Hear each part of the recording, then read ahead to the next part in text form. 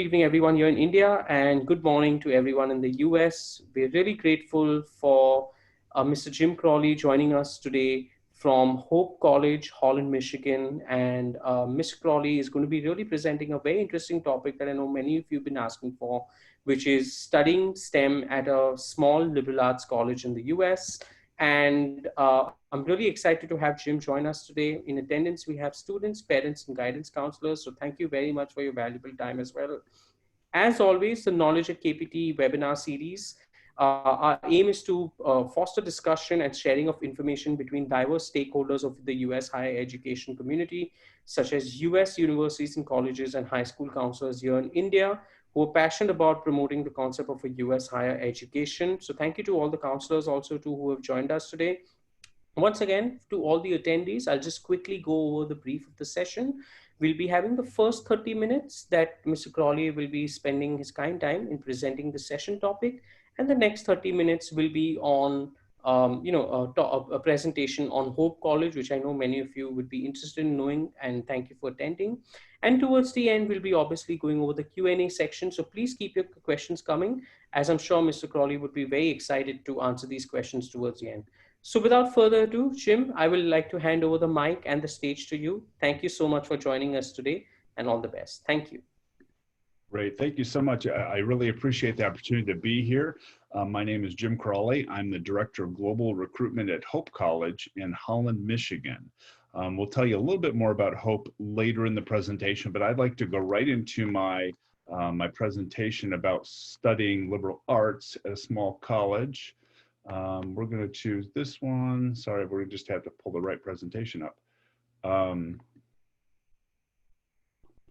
Okay.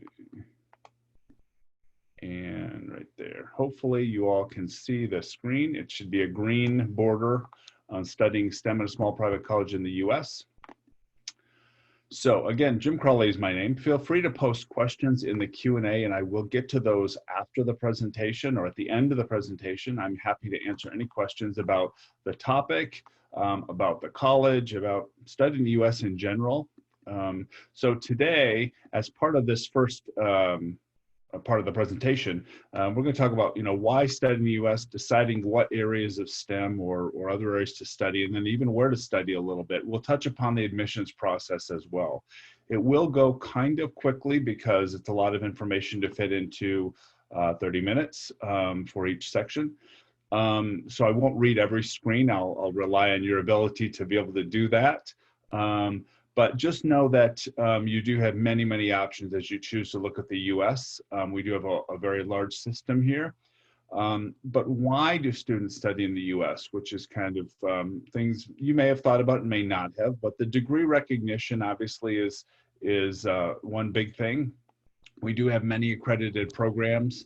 And we do have options, academic excellence options in all price ranges. And then I think a lot of students also are looking at, well, what can I do after my degree? And I think we have some good opportunities there through the activities that the college might offer, and as well as what the companies that they have relationships with that allow you to do, internships and prepare for the next level, whether that's graduate school or the job force. And I think liberal arts colleges do that very, very well. Number one, I think liberal arts prepares you for communicating with people and understanding people. And that's going to show up when you do your interview. That's going to show up when you are in an internship. Those abilities are crucial to success in any field that you can think of. So as you're trying to decide what to study, obviously, some of it could get down to what your academic preparation is. If you're going to go into engineering, for example, it's very important that you have the appropriate level of physics and other science background, other science courses that will prepare you to go into engineering at a U.S. institution, or really any institution in the world for that matter. Some of the majors don't necessarily require a background course isn't necessarily recommended. I mean, you don't have to have certain background courses. They're going to teach it to you when you get to the college. Things like so psychology, for example, or even the biology and the chemistries that, yes, it's very helpful if you've had those at the high school level, and most students will have already taken them. But if you didn't, then the school would, enroll you in the very beginning level of, biology 101, and you'd move up from there. So it depends on the topic and the career as to how prepared or how much the high school work can help prepare you.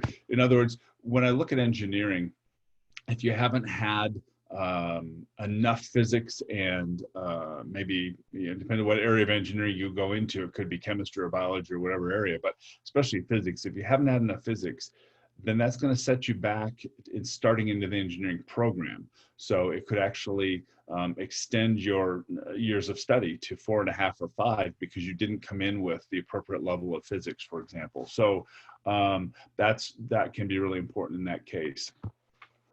Obviously, your academic interest is pretty crucial because you have to be interested. You have to love what you're going to do. We don't have the type of system where you have to stick with your major necessarily. In fact, many of our students will change their major up to 3 times in the first 2 years. Sometimes they're very related majors. For example, they could go from business administration to accounting, and those are very, very related. But some will change totally from a science major to a business major, and that's about as opposite as you can get.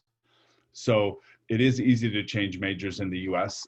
You just don't want to do it very late in the program, or it could delay your graduation again. So usually in the US, we decide that firm decision will happen before the end of the second year.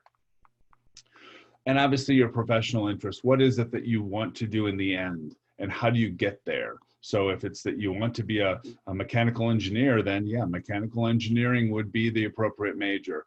It isn't necessarily the only major, but it's probably the most appropriate. On the other hand, if a student wants to go to medical school, what's the appropriate major? Well, there's a number of different majors that could get you to medical school. We have students that are English majors that go to medical school. They just take the right amount of science coursework in addition to the English to help prepare them to be successful in medical school. And actually medical schools sometimes like that different track that students take that isn't always a biology or a chemistry major. It's a communication major. If you think about being a doctor, I mean, if you can't communicate with patients, you're probably not going to be a very well-liked doctor. You may be extremely intelligent and know your topic, but your patients won't like you as well because you don't know how to communicate with them. We may have all even experienced a doctor like that. We may respect them for their knowledge, but we don't like their bedside manner, so to speak, very well. And of course, program availability. We talk about sometimes interested in that school or this school or whatever, but do you really know whether they offer the program that you really want? Sometimes we're kind of enamored by the title and or the location, but we haven't really looked into so much about the reputation of that particular program at that school. So that's pretty important. Anytime that you're at a small private school, especially, you'll have general education or liberal arts requirements, and you actually have them as well at the big schools. So this is an example of a list of general education requirements. Now, there may be more than one class required in a particular category, but that's part of the US system. Is we have a general education that's required. Usually you take it first, and you may be starting to take your major classes while you're taking general education, but usually general education will pretty much be done by the end of your sophomore or second year. And then your third and fourth year, you concentrate more on your major. That it isn't always that way, but that's very typical because they want upper level students to be really concentrating on the research aspect of their major. And it's hard to do that if you're still taking general education requirements.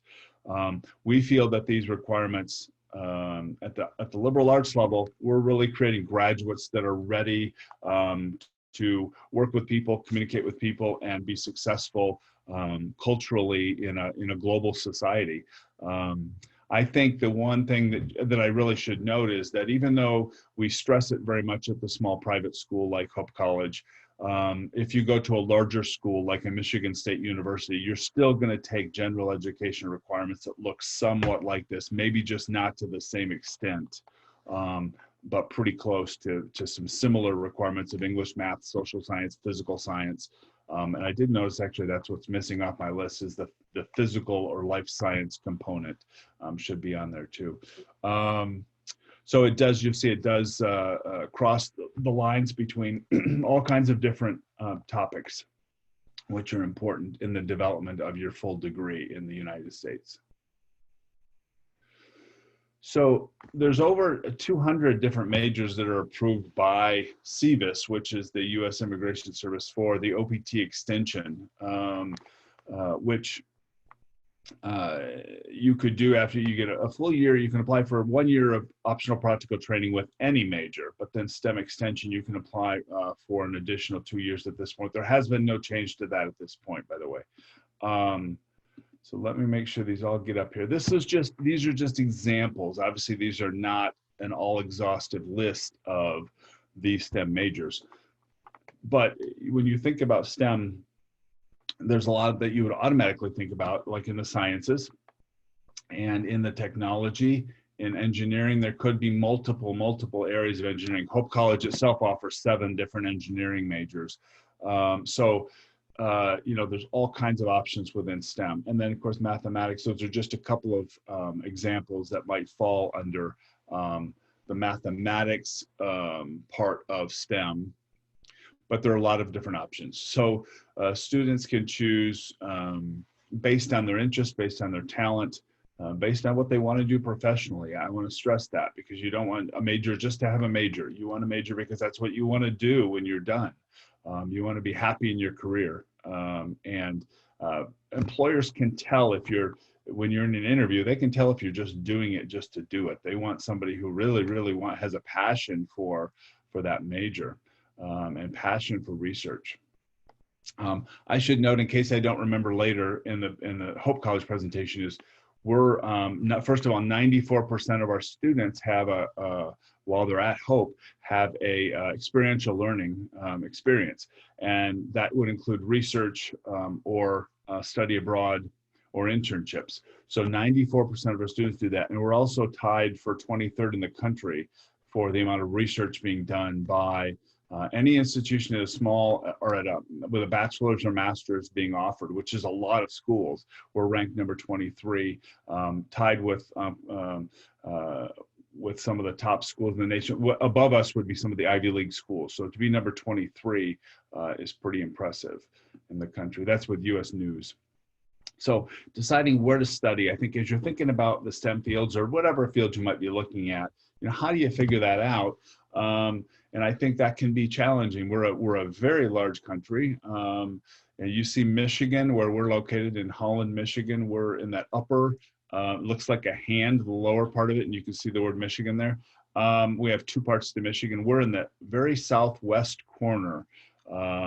So kind of where Illinois, we're kind of down there where Illinois and Indiana kind of meet in that bottom corner. We're just up the coast a little bit of Lake Michigan. I'll tell you a little bit more of that later, but this gives you an idea, like, for example, for me to give you an idea of distance, for me to drive from my house in that southwest corner of Michigan all the way down to, let's say, the northern part of Florida, that's going to be about a 22-hour drive. That's north to south. If I were to go out west, it's going to be a 36 or 38-hour drive to Oregon, for example. Something like that. So it's a long country, a big country, and lots of opportunities. So I wanted to put this up because I know we're talking about STEM, but I think it's important to look at the total picture of the availability. So the private-public aspect of the U.S. Doesn't really make a difference. You're going to have high-quality private as well as high-quality public institutions. And the only difference really there is the funding. So some of the funding for public school comes from the state where it's located. But other than that, there's no, and publics tend to be bigger than privates, but not always. Small versus large, again, that's not an indication of quality. That's just a difference. We have schools that range from 500 to 60,000 students. So you can definitely choose very, very small, but you can definitely choose a small city, basically. So it just kind of depends on where you're the most comfortable, and where you feel you're going to get the most attention. And we'll talk a little bit more about Hope College's size in the second part of the presentation. The co-ed single sex, we still have both types of institutions available, although there's very few single sex ones left, but there are some, both male and female. Research versus liberal arts, just know that when you see a research institution, that title that's given that school is given it's given to them because of the research done at the graduate level, not the undergraduate level. So you become a research institution because of the graduate level research that you do. It doesn't mean that undergraduate doesn't happen. It just means that the title is given because of the upper level or graduate research that's being done. As I mentioned earlier, at Hope College, 94% of our students do experiential learning. So many of them are doing research and ranking us up there in the top in the country for our size school. Semester, trimester, quarter, that's just the different calendars that the universities in the US might have. I do see some questions coming in, and that's great. I will definitely, I promise you, I will get to these at the end of the presentation, just so you know I'm not ignoring you. Study options, just really, really briefly, I'll let you look at that. This is kind of the study system for the US. Some options you have coming out of high school with community college or four-year school, and then continuing on if you go to community college. So there's nothing wrong with community college. It is less expensive, and you'll pretty much do the same curriculum in the first 2 years at a community college that you do at a college or four-year university. The problem with community college sometimes is many of them don't have residential facilities, so you'd have to find your own housing, or they'd have to help you find housing. There are some out there that do have their own dormitories, but it's kind of a little bit of a different campus life than you might find at a four-year school. So I won't spend more time on that, but that gives you an idea of the structure of the system. Again, this gives you the number of credits or hours that you study for each degree and the number of years that it typically takes. So, generally after the bachelor's, the master's is usually 1.5 years to 2 years. It could be 3 years depending on the program, and doctoral degree could be anywhere from 4 years to 12 years, again, depending on what kind of a doctoral program you're in. It could be very, very lengthy. It could be done in, 3 or 4 years. But when you add all these up, it's a lot of years of education. So just make sure that when you're going through this process that you're using your resources. You have many resources at your fingertips, especially with everything that's online, that you could use. If you're at a college that if you're at a high school where they have a college counselor, then certainly make use of that person. And some that may even be online with us today. And I really respect the great work that you're doing with your students. Thank you. Education USA, which is called USEFI in India. So it's different titles for different countries, but it's run by the US State Department. Counseling agencies, some students may choose to use an agent. That's certainly your prerogative. I think if you're at a school that has a college counselor, you have great resources right at your fingertips. But if you don't, then a counseling agency might be the right thing for you. Websites, friends, printed guidebooks, and rankings. Just remember that rankings are produced by books to sell the books. There are no official rankings in the US. So many colleges will quote the rankings, as will we at Hope College, but please realize that these are produced simply for the sale of that magazine, not meant to be the end-all resource for you. They are a resource, but they're not the final. They shouldn't be the final resource. And then college fairs and in-person meeting with US reps, not right now, of course, and probably not even in the fall, but we're very hopeful that we will be back with you very soon, hopefully in early 2021. We just don't right now foresee the travel and the group gatherings opening up for this fall, but we will certainly be monitoring it, and we're hoping to do that as soon as we can. So as we've been talking about choosing the right university, I just wanted to lay it out in a different format. So you've got some very important factors on the left side to help you make that right match. And for everybody, those factors might be a little bit different. The second one, the location, not just the climate surrounding area, but also the location of the school within the country, but then even within its small area of the state. So example, you may not care where in the US it is, but then you might prefer a small town or a suburb or a city. Some students are leaning towards smaller towns or suburbs to take them out of the city. They feel there might be too many distractions, or they're worried about safety, or whatever the case might be. Our campuses are generally very, very safe. Most of us have police forces, most of us have security. Well, we all do. I say most of us, we all do. But our main job is to educate our students, and part of educating our students is to make sure that they're safe. So we do our very best of trying to be as safe as possible on our campuses, no matter where they're located. And then, obviously the programs is very important because you want to make sure they do have your academic program. Affordability over the bottom left, I forgot to mention that, but I will talk about that as well. So this is a rather fuzzy, and I apologize for that, but it does give you an idea of some concentrations of the small liberal arts colleges. So you see they're pretty much concentrated up in the Northeast, although we certainly have some on the West Coast as well, and not as many in the middle of the country. But this is the concentration of liberal arts colleges by state. Again, you find them more in the Midwest, Midwest and Upper Midwest and the Northeast of the United States. Just really quickly on this, because I think y'all know this or you've read it before, but the main components are listed here of what an application would entail to applying to the US. And just to know that obviously the application is going to be required of everybody. Some people will now have waived the application fee or don't have one. If they do have one, it's usually, up to $50 or $75. Maybe, for the most elite schools, it might be more expensive. Official transcripts will be required on mark sheets from your secondary school. So your grade 10 test results and ultimately your grade 12 as well. And the marks in between. Standardized exam results.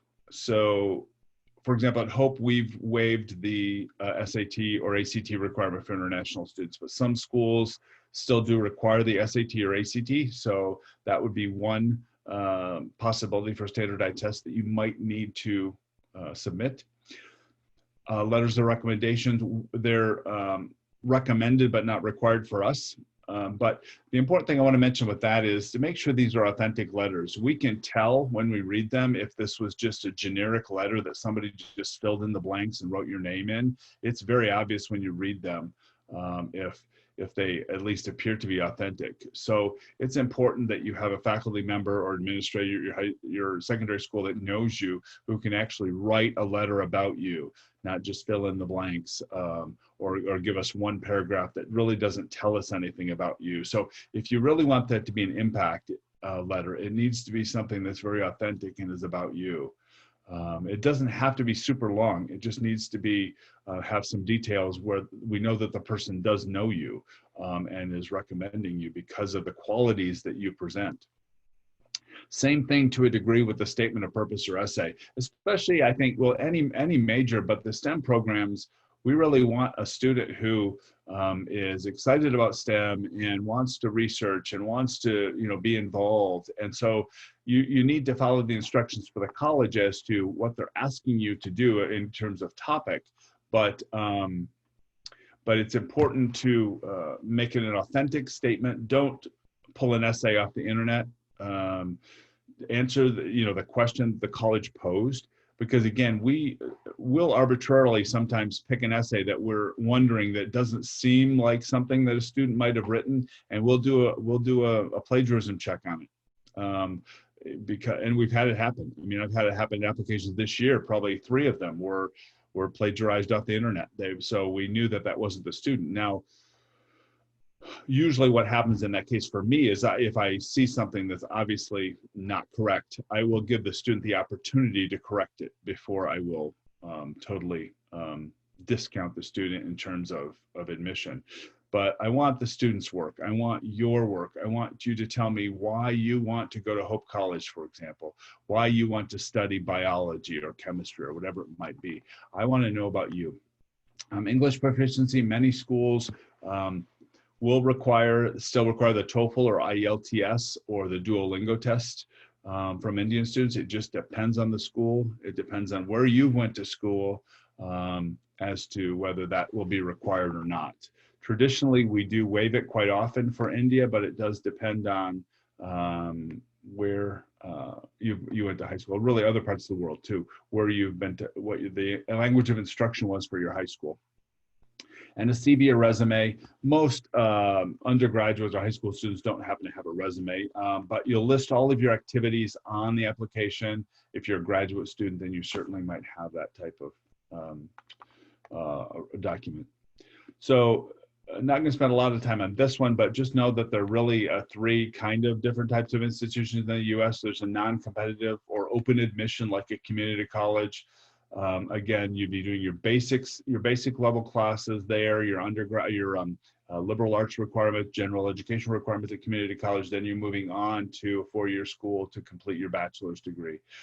There's competitive schools like Hope College, for example, that will look at all the qualifications of the student and make the best decision for who we think will be successful. And then there's highly competitive, like what you might find with the Ivy Leagues, where they would have, less than 20%, less than 15% of their students get admitted. And those are considered very highly competitive. They only have so many seats to fill. And so many very qualified students don't get into a highly competitive school because they can only admit so many. Cost and affordability, I mentioned. We're going to kind of go through this last screen, and then we're going to go on to the Hope College presentation. I might field a couple of questions in between, but what is the annual, just knowing what's the annual cost of attendance, what's your family's ability to pay, and does the college offer scholarship?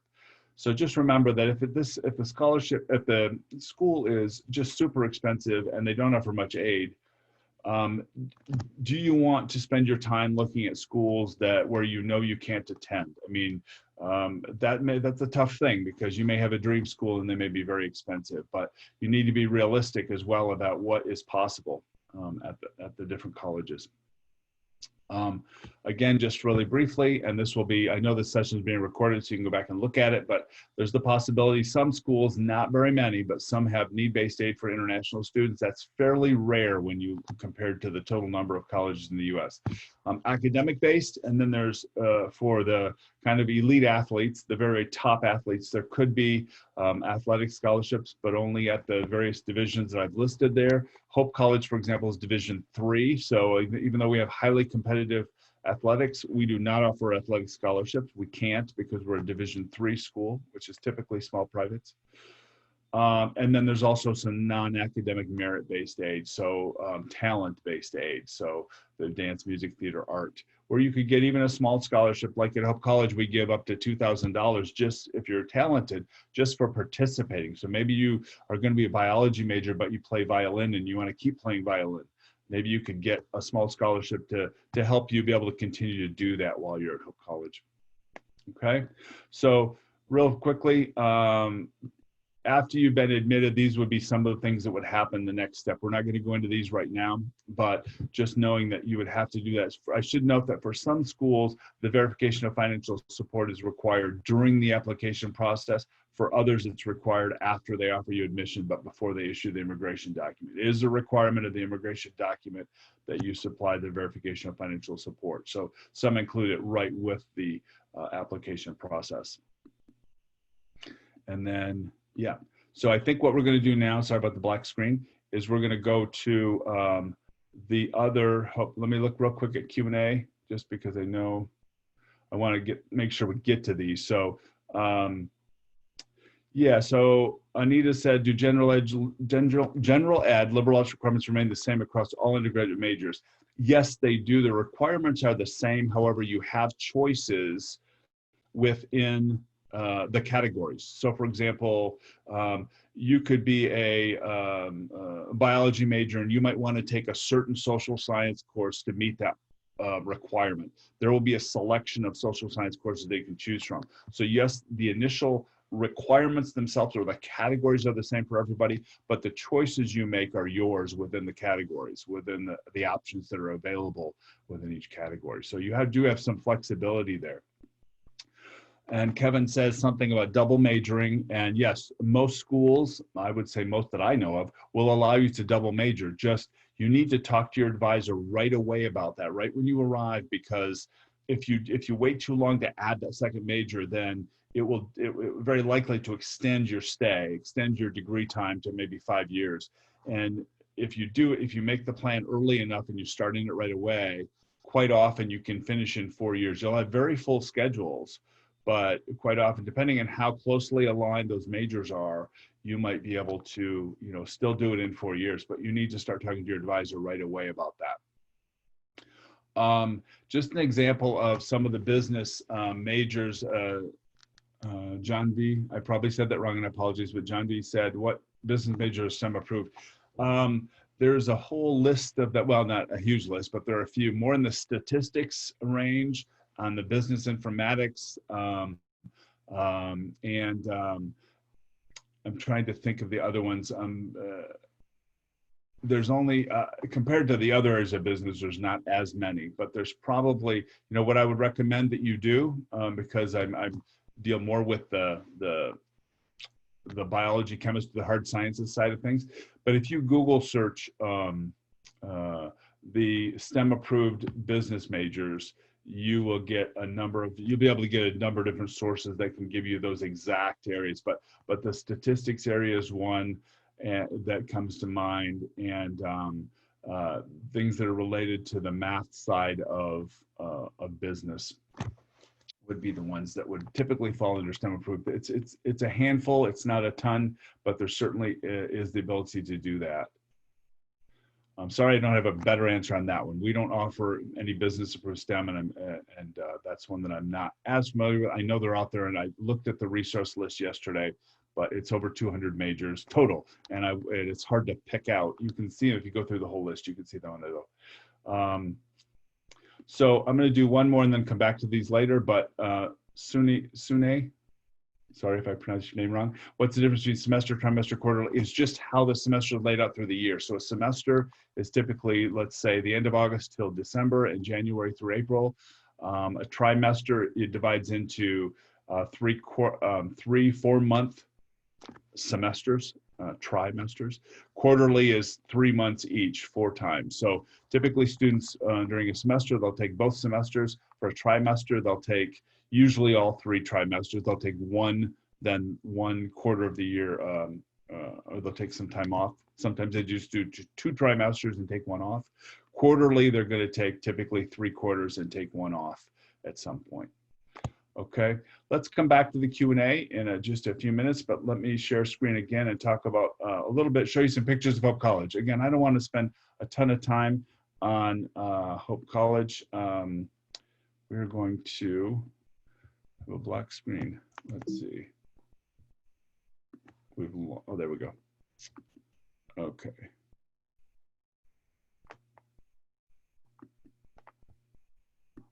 Okay. So I'm hoping that you can now see, or you will be able to see the Hope College presentation in just 1 second. Okay. So I'm hoping that you're seeing that global recruitment presentation for Hope College. Again, we showed you a map earlier. That's where we're located in Michigan, in the northern Midwest. All 4 seasons up there. Many reasons for students coming to the U.S. and wanting to study. And I'm just popping some of them up around the screen.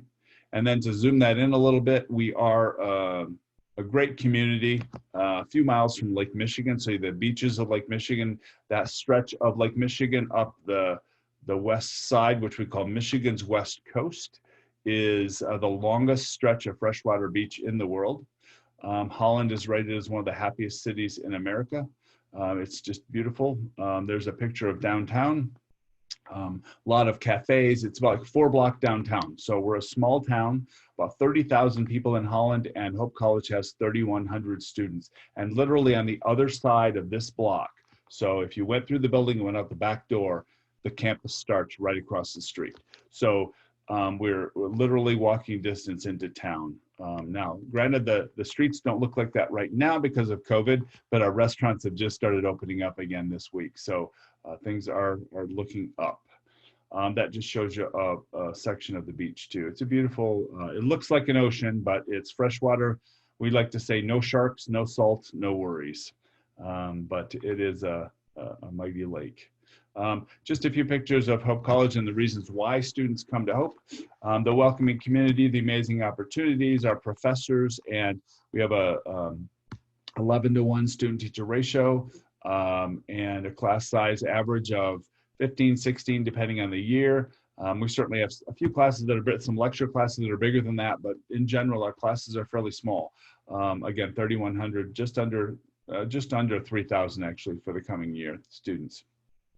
We are a Christian college. Now, Christian colleges, I think, vary a little bit in the US. You have Christian colleges that are very fundamentalist, very, have lots of rules and regulations and mandatory chapel and things like that. And there's nothing wrong with that. That's just the type of school they are, and students go there because of that. Hope College does have a chapel, and they do have chapel 3 times a week, but it's not mandatory. On the other hand, we have 700 to 800 students that go every time we have chapel because they want to be there. They want to be with their friends. They like that atmosphere. So we have all faiths at Hope College. We welcome students of all faiths, from all countries. And you'll see just a few pictures here of the downtown in the upper left, one of the crowds at our basketball games in the upper right, the international night celebration in the bottom right, and then a walk on the beach there in the bottom left. So just a few shots of our community. As I mentioned, Holland is 34,000 students, or I mentioned 30,000, it's about 34. And we're right next to it, as I mentioned, and coffee shops, restaurants, boutique shopping. And then we also run a weekly bus out to the discount grocery and shopping center so that it's a little bit less expensive, more convenient for you to buy clothing, buy food if we take you out to the discount area. But you're welcome to shop downtown too. Caring faculty. There you see pictures of our faculty in 3 different settings. They're very common. You see a classroom setting, you see a laboratory setting, and you see, not a laboratory in science, but a computer lab. And then you see an international night. This happened to be an African student night where they had prepared food. They invited students and faculty. And faculty show up just as much as students do to learn about our students and about their cultures and their countries. 11-to-1 student-teacher ratio. Basically for STEM, that really means that close collaboration with faculty and staff as you do research, which is very important. We have 2 million active grants right now. So it does make us an undergraduate research powerhouse. I mean, we're up there, like I said, we're tied for number 23rd in the country for institutions that have bachelor's and master's programs. And that's a lot of institutions. So amazing opportunities such as, internships. You see they have a global internship there in the top left, and even in the top right where this young woman was working for the World Health Organization, which would be a crazy place to be working right now. The New York Stock Exchange in the bottom left, and the young woman in the bottom right was actually preparing for an interview on campus at one of our interview centers. So we have a lot of companies that interview right at Hope College for internships and for jobs after you graduate. So there's the statistics that I quoted before. 23rd, we're tied with Cornell. It's only one of 64 college universities are recognized for the outstanding undergraduate research. And you notice some of the Ivy League and Big Ten schools that are in that ranking as well. We're also in a very unique book called Colleges That Change Lives, which is only 45 schools that we're really preparing our students for living and learning in a mission-based setting. I mean, what is your mission in life? What do you want to do with your career? And we're really trying to prepare you to be very, very successful in whatever it is you choose to do. just a few shots of some of the facilities. You see, the very old, as in Graves Hall, one of the original buildings from over 100 years ago, all the way up to the Martha Miller building where the international office is, or the Bultman Student Center, which are brand new. The science is new. So we really are stressing engineering as well, is a fairly new building. So we're really trying to provide the best facilities possible for living and learning at Hope College. You do get a little glimpse of the snow up there in the library photo in the upper right. We do have all 4 seasons in Holland, Michigan. So you do experience the winter, but it's not too bad. I have never found a frozen student, so they all survive pretty well. Just want to mention too, some of the other facilities, the fine arts, I did mention there's students that are science majors that still participate in the fine arts because they enjoy it. And we encourage you to continue to participate in things that are important to you, whether it be fine arts or athletics or clubs and organizations that you might find when you're at Hope College. So this gives you a few more of the buildings. So I did mention the vibrant campus life, spiritual life, and the bottom photo there, that's a typical chapel gathering. So standing room only. And I think, again, students just love to be there. It's not a requirement. They love to go. And it's the camaraderie being with their students, whatever their faith is, it's the ability to express that. And so it is part of Hope College. And we don't apologize for that. It's part of our strength. And so we want you to participate if you want to. Again, totally voluntary. We have students who come to Hope that never go to chapel. We have students that go every chance they get. So that tells you a little bit more about the 20-minute services 3 times a day, 3 times a week, sorry. And then we also have non-denominational service and Catholic Mass on Sundays. And we just built a brand new ministry center this year or last year. There's more for meeting space and the staff because we do have the chapel itself as well. But it's a beautiful ministry center where students can go and just hang out and have meetings and just in a relaxed atmosphere. So a few shots of campus. This is the athletic section of campus. Up toward the upper section of the photo, you would start to see kind of downtown, and then the campus itself is kind of behind the word athletics. That's where the campus buildings are. So this gives you an idea of some of the athletic facilities at Hope College. This is all of our sports that we have at the varsity level. Again, highly competitive, very hard to make the teams because we do attract a high caliber of athlete. We have student athletes. We don't just have athletes. We have student athletes because they're here to study. They're here to get their education first, but they are very good at athletics as well. A few more pictures of basketball games, men's and women's, I believe, and then that building itself where the field house is. And of course, the soccer, or most international would call it football, field, very strong, very competitive, highly competitive team. We also have lots of intramurals too for students for recreation. You can go and relax and exercise in the pool, in the fitness room, tennis. This is a picture of the actual fitness facility where you can just go and play basketball, volleyball, again, or swim. And it's open certain hours of the day, every day for students. Excuse me. Just a few of the living center options. Pardon me. We do have a variety of different living centers on campus, including traditional dormitories, suite-style dormitories, and even some small housing units that are possible. So most first-year students live in the traditional style buildings, and then as you get into your upper class years, then you would tend to move, if you want to the small housing units. And there's a 2-year residency requirement. So you have to live on campus at least 2 years. Most international students live there all 4 because they want to be part of the campus life, and they feel they can do that better on campus. So this just gives you a little bit more information about those facilities. We do have the 2 cafeterias on campus as well. That service the students. They're kind of buffet cafeterias.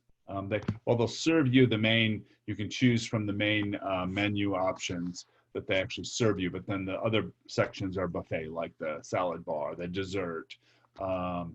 some of the other opportunities, depending on what they're having at that particular cafeteria. But some of it serves, some of it is you serve yourself, depends. Okay. So I went over this a little bit in the last section, and Hope is not much different than that list. But basically the application, the personal statement. So for Hope, there was a question, I think, on the list. We'll go back to questions in just a second, but there was a question about the essay.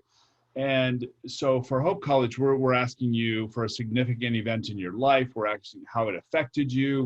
We're asking, why Hope, why the major you've chosen. Tell us about yourself and be authentic. Most colleges will give you the topic or give you choices to choose from within the application or within the common application or their own application. If they don't give you a topic, then my recommendation is to talk about yourself. What significant thing happened in your life and how did it affect you?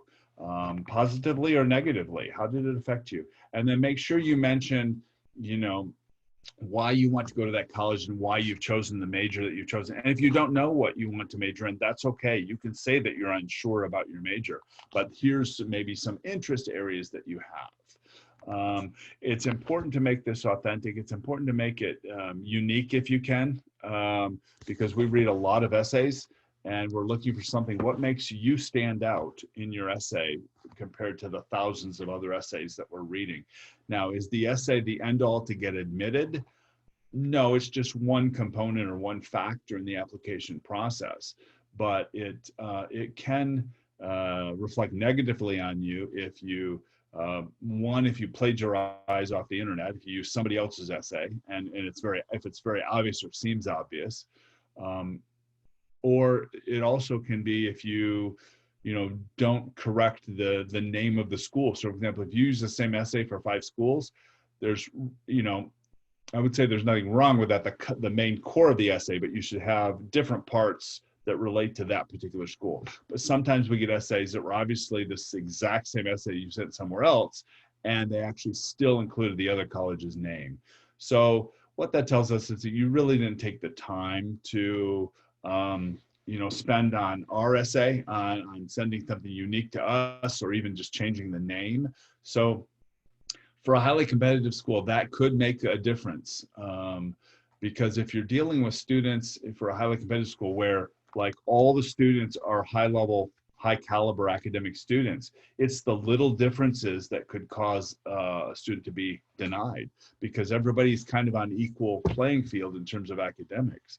So it's important that you don't put yourself at a disadvantage by not paying attention kind of to what you put in your essay, and that it's addressed to the right school and says the right information.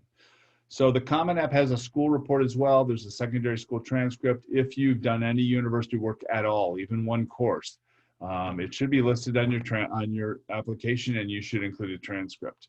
Recommendation letters, for us, they're optional but recommended. Some schools that they're required. For us, again, the SAT is optional but recommended. And then verification of financial support. We do a holistic approach to admission. We look at everything in your file.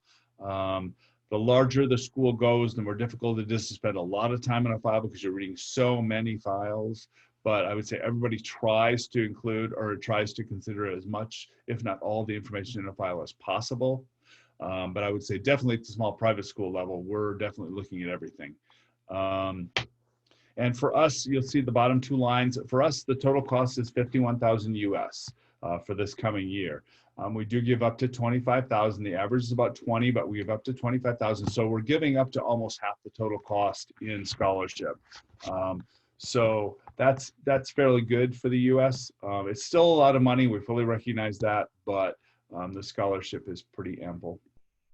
So there is my contact information. We're going to go back to, I'll leave this up for a minute, but I want to be able to also answer the questions. So if you are interested in contacting me, feel free to send an email.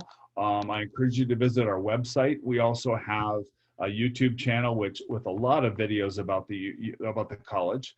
I should mention too, one thing that people have asked, and it might be in the questions, and I'm going to go off screen now. So last chance to take a screenshot of this information or to write it down. Again, email me, visit our website. I did want to go to the questions. but I wanted to also say the difference between college and university, that comes up sometimes. I don't know if it's in the questions, but there is really no difference in the US between college and university. It's just a matter of a title that is assigned sometimes by size, sometimes by the type of degrees they offer. So Hope College does not offer advanced degrees. We don't offer master's or doctorate degrees. So that's very common with a college. There are some exceptions to that. There are some colleges that do offer some advanced degrees, but not usually not very many. Whereas universities more than likely will offer bachelor's, master's, and possibly doctorate. So graduate degrees are very common with university. Okay.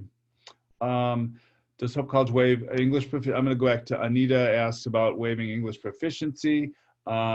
Typically, I would say yes. But again, it depends on the language of instruction of your high school. If your counselor verifies that everything has been in English, then we are very likely to waive that requirement. However, that's not the case, excuse me, with all schools. So my recommendation is that you do take the TOEFL or the IELTS or the Duolingo. Duolingo is a newer test and it's less expensive, and you take it online and it's more of an interview type test. I recommend that you take one of them just because some schools are still going to request it. So unless you know that all of your options that you're looking at do not require it of you, then of course you don't have to take it. But if there's some that might require it, then you should obviously schedule to take it.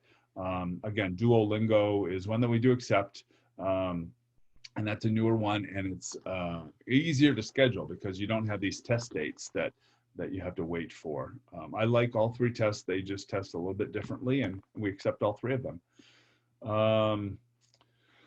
So Anuja, is it Anuja? I apologize if I'm saying your name wrong, but thank you for the question. Can you share the weightage in terms of importance by admissions officers comparing transcripts, letters of rec, testing, and essays? That would be very difficult to do because every college is different. But I would say that the classes you've had and the grades that you get or have gotten, that's going to be probably the most importance traditionally. For some schools, then testing would be a second, probably. If it's not required, then obviously that gives all the more importance to the grades, to the marks and the mark sheets. In my mind, letter recommendation typically is the last on my list because I don't often get very good recommendation letters for students. I mean, they're just not well written.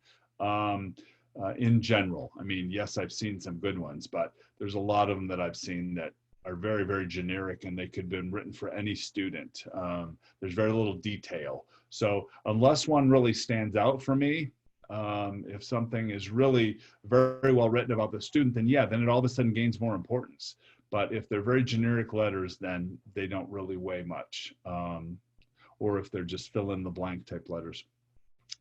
Essays can be very important. I think they're more important for a private school and for maybe an honors college at a bigger school. The essay becomes more important.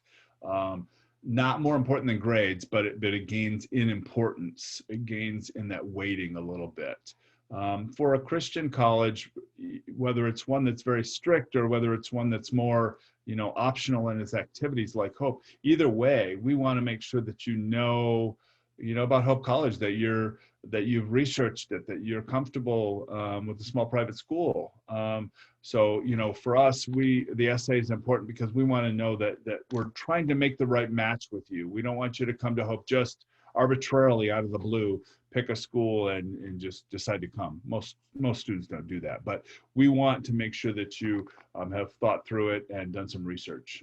So hopefully that helps a little bit. It's hard to give an exact answer because every school could tell you a little bit different, but I think in general, that'd be a good answer. So Vicki, the Hope College scholarships, I did mention in the one screen, I don't know if you saw that, but we do offer up to $25,000 in academic awards. We do not offer need-based awards. We have $25,000 in academic. So that is up to that amount. And if you were to get the maximum, that would be close to half of the total cost. So you would still have to show support for about $26,000 right now. So that is where we are at. I should note that some students who are very, very strong students and very strong individuals will come to a college and then, apply later to be like a resident advisor for a dormitory, which means you'd be a student, kind of a student employee at that dormitory in charge of a certain section of the dorm, like a head boy or a head girl, if you've gone to a school that had those. Kind of a similar situation where you have some leadership responsibility in that dorm and in that residence hall, and that usually discounts your room and board fees if you're taking on that kind of responsibility. So some will do something like that.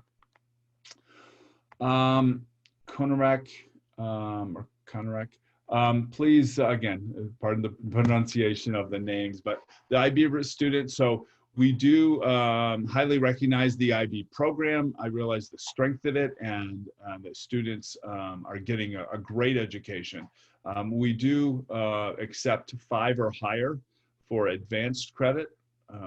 We're looking for generally, I would say, some 3s are okay, but I'd rather see 4s and 5s minimum. I would say really typically a 4 minimum average. If there's a 3 thrown in there, but there's some 6s in there, I mean, obviously they can outweigh each other, but we'd definitely like to see 4s. The 5s could give you potential advanced credit, depending on the topic. The type of job and internships for computer science majors. Well, I think this is from Alok. I think certainly there's a lot of opportunities. Students will interview for jobs, interview for internships through our Career and Calling Center. And that's where you go for internship opportunities, for some of the different seminars they offer related to selecting jobs, preparing for jobs, what to do in a job interview. So this center is a very valuable part of our campus, and we all have something like that on our campus, a career center. Some companies come and interview.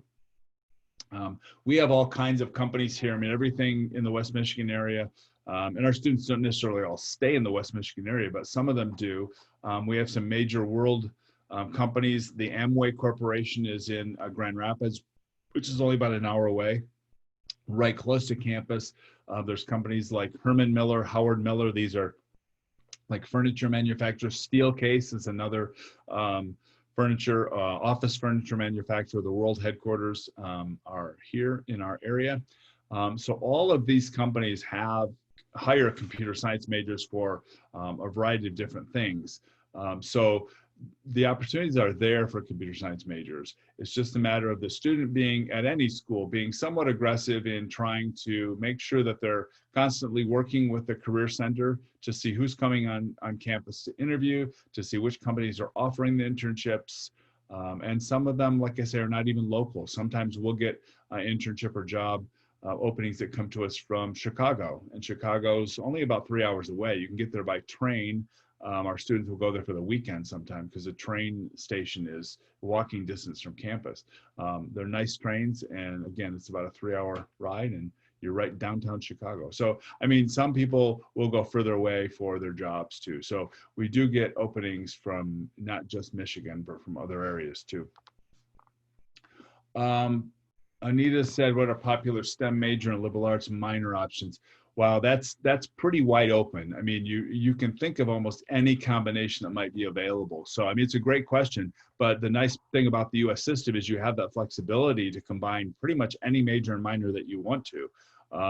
So students will work with their advisor to, the advisor to say, their academic advisor to say, well, this is kind of what I'm interested in doing.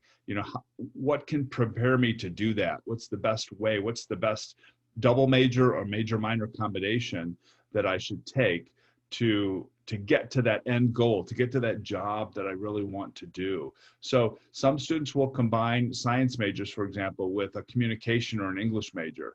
Some will combine with a business minor because they want to have, the business aspect of running a laboratory. What if you're going to own a laboratory, own a business that does research? That business background can be very helpful.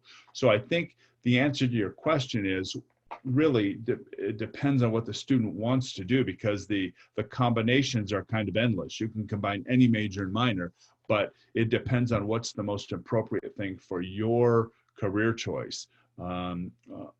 So there are a lot of different options. One interesting one, a story that I tell, is not a long story. It's it goes to this question a little bit.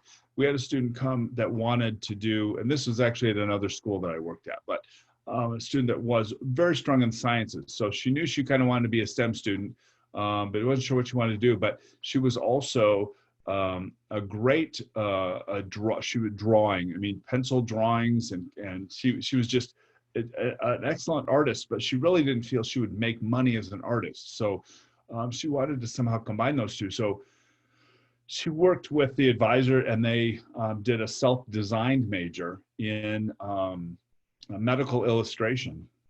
So she went on, she majored in biology and minored in art, and she went on to be a medical illustrator with a textbook company. So I mean, that's a great combination of two areas that the student is very, very good at, and can you combine those for a career that that she's been very successful at. John V asked about the web link for the list of majors and minors.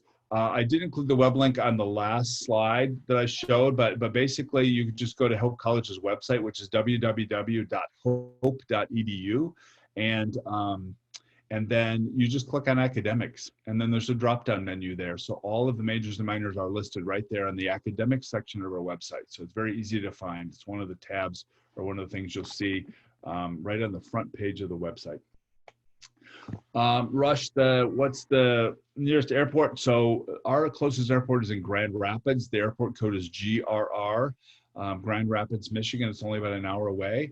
And in fact, if a student's coming from overseas to visit, we would even come and pick you up and bring you to campus and take you back to the airport too, and line you up with a student to stay overnight. We even offer up to $300 on toward an airfare. We offer up to half your airfare, up to $300. So if you're coming from international, then you probably would qualify for the full 300. But and then Rush, you also asked how far from Detroit. We're about 3 hours from Detroit. So if you're flying to Detroit, it's a 3-hour drive to get to campus, maybe about 3.5 actually. But if you're coming to Grand Rapids, then it's less than an hour, probably 45 minutes to get to campus. Again, we would pick you up from Grand Rapids, but we couldn't pick you up from Detroit. That's too far.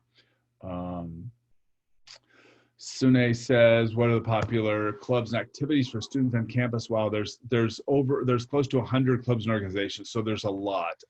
It depends on what you're interested in. And so if you're interested in some very serious clubs like the chemistry club or the biology club, yeah, we have those, or the Model UN or things like that. They're very serious, kind of academic related clubs and organizations. But there's also fun clubs. I mean, there's students that this may sound silly or may not, but there's students interested in Harry Potter, and there's a Harry Potter club on campus. So I mean, there's just kind of the fun things to do, and then there's also the more serious kind of clubs that will support your major. In other words, the biology club or the chemistry organization or something that they meet and they talk about research, and it's just a great supportive organization for academics. But then also we want the fun stuff. And you asked how the students can join the sports teams. Well, basically, for any sport in the U.S. to make a varsity team, you kind of have to be recruited by the coach. So you really have to be a high-level athlete, which maybe you are, in your country. And then you would have to talk with the international admissions person at the university about connecting you with the right coach. The coach is going to look for an athletic resume. They're going to look for highlight video online. And they've got to make the determination whether you're going to fit into their team or not. What do they need that year from new athletes? In other words, if you're a basketball player and you're a point guard, if they already have a lot of point guards, then they're not going to be looking for a point guard this year. So it just kind of depends on what the coach is looking for as well. But it's very difficult to get into U.S. teams. It's very challenging. You have to be very, very talented to make a U.S. collegiate varsity team. However, we do have intramural sports. So intramural sports, anybody can play. That means you're getting a group of friends together. You're going to play against other teams from Hope College. And it's more of a casual, it's still competitive, but it's not varsity sports. Siddharth asked about private colleges and some public. We are a private college, as I mentioned. Hopefully that question got answered in the presentation, but basically there is no difference between public and private. It's just that public schools get some of their funding from the state government, and they don't depend as much on tuition. They still do depend on it, but not as much. But yeah, Hope is a private Christian college. A look which asks which should be preferred, IELTS, TOEFL, or dual. There's no preference. We accept all three. We accept a 6.5 on the IELTS, or a 79 on the TOEFL, or a 100 on the Duolingo. So their scoring is all different. That's why the scoring, the acceptance scores is different as well. But there's no preference. Any of them is fine. Duolingo is the most flexible in scheduling because you can pretty much schedule at any time. Whereas IELTS and TOEFL, you have to wait for certain test dates, and you probably have to travel to testing centers to do that. Whereas Duolingo is online from your home. AP is the same. Kunarak asked about taking AP. Yes, we do have an AP. If you go to our website, you can search on advanced placement testing and our advanced placement credits, or AP credits. And we do have the whole list there of what you need to get on the AP exam and what college credit you could get for that test score. Sunay asked about housing options and campus safety. We did show you a few of the pictures in the presentation about some of the pictures of some of the facilities. You can also see that through our website and through our YouTube channel. There's some videos going through the residence halls, I believe. And campus safety, we're an extremely safe campus. We have very little crime that happens on our campus at all. I'm not saying none does, but very little does. We are right next to downtown. Holland itself is a very safe town. It's a very beautiful downtown. It's a tourist downtown, so a tourist town. So it's kept very beautiful. We have our own police force, as well as Holland itself has one. We have the red phones around campus. So if you were walking around and you felt uncomfortable, for some reason, there's phones situated around campus where you can pick it up and call campus safety right from there, and they will come and walk you back to your dorm if for some reason you would feel uncomfortable. But you just don't see a lot happening in terms of crime. And so I think sometimes when it does happen, it's a situation where a student left a backpack somewhere, and because the backpack was sitting there by itself, something was taken out of the backpack. Or a student, I'm trying to think of another situation where it's kind of more like an accident that happened and somebody took advantage of that accident. But there's just very little going on. I'm not going to say you don't have to be safe. You should be safe wherever you go to school. In other words, if it's at night, walk with other people. Just like any town, you might not walk by yourself through a town. And we say that to our own students. It doesn't really matter where you are. You should walk with a friend. You should be safe wherever you go. Be smart and be safe. Vicky, Vicky asked which documents are required and what financial documents should we have the I-20, and when is it required? Well, we actually will offer you admission, or give you an admissions decision first and a scholarship decision first, and then we tell you how much remains for you to show us financial support. So we have a verification form, and we have, and then in addition to that, your sponsor would need to provide a bank statement. So let's say you're offered admission and you get a $25,000 scholarship. We would say in the letter, okay, the next step is for you to show financial support. Here's the verification form, and you need to have your sponsor also provide a bank statement showing $26,000 in additional support. And that, between the scholarship and the bank statement, that would, complete that full year of support that's required for the I-20. So I hope that was helpful. Rush asked about the Indian students. We have just a handful of Indian students right now, probably less than 5. And I'll be honest with you, that's because we haven't really, I'm new to Hope. I'm not new to the field. I've been recruiting for 25 years. But at other schools in Michigan, they brought me into Hope College a year ago to try to, bump up the international numbers. But we have not really recruited in India. So that's probably why the numbers are lower. So We are doing more outreach to India now and hopefully adding more travel to that in the future. So that will increase our numbers of Indian students. But we do have over 30 countries represented. So there's a good diversity within the international student body, which is very important. Alok asked about OPT and STEM. OPT, you apply for OPT and it's 1 year to start that you're applying for, but then STEM can apply for an OPT extension of up to 2 additional years. It does have to be approved, but if you're in a STEM approved program, then that's typically not a problem. But OPT could be 2 additional years beyond the 1, so 3 years total for STEM programs. Kevin says, as entering a class 12 student, would my admission be impacted for 21 as students this year are deferring? Well, yeah, it's a good question, Kevin, and it's going to depend on the school, because schools that, well, first of all, 2 things. One, if students that can't get here this fall defer to January, then we still consider that we're getting those students this year, so it doesn't take away from seats for 2021.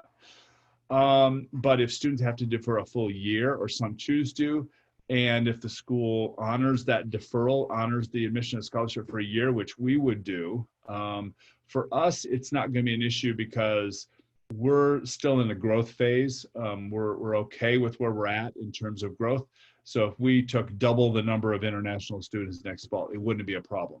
But for some schools, they would not be able to do that. They have a limit on how many they can take in a year. So is it possible that with everything that's going on with the COVID pandemic, and if a lot of students defer for a full year, will it close off some seats? Yeah, that's totally possible at some schools.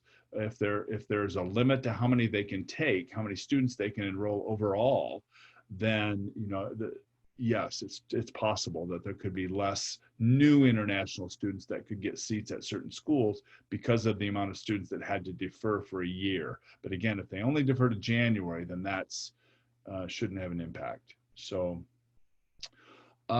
yes, Siddhartha asked if you can start a new club.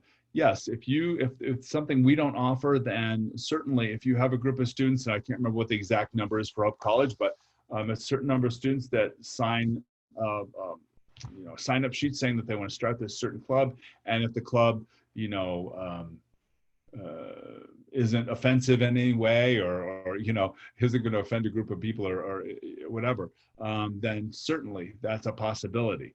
Very, very, I would say it's very infrequently that a club would get denied approval, but that's certainly possible. But yes, you certainly can start something you're passionate about, get the group together, and then you'd work with a student life office to fill out an application to start a new club, and that would be a great thing. Yeah, so Aisha, I hope I said your name right. Aisha, what are the sports offered at your college? Yeah, I did list those in the presentation, but I certainly encourage you to go to the athletics section of our website to look at them again, or this program is being recorded and you can certainly go back and look at it again, but probably the website is just as easy either way.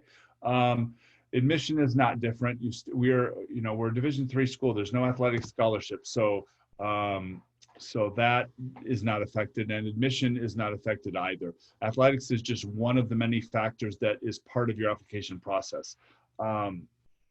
So it's just, again, tough to get into an athletic team, really in any US school, because it's so highly competitive. But again, if you're working with the coach, then they can work on recruiting you if you're a high-level athlete.